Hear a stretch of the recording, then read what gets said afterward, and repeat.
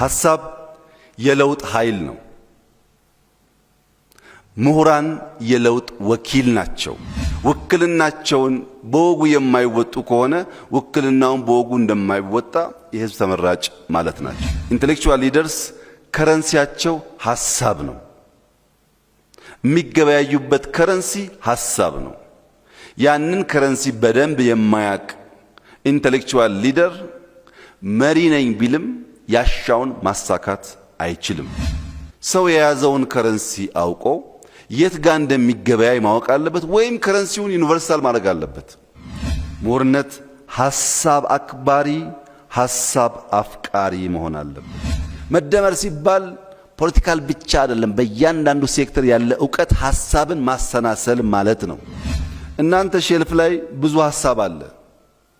ከኢንዱስትሪ ካልተደመራችሁ ፈጠራ አይሆንም፣ ቴክኖሎጂ አይሆንም። እናንተ ሼልፍ ላይ ብዙ አይዲያ አለ።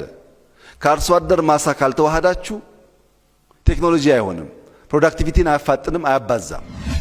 ምሁር ማን ነው?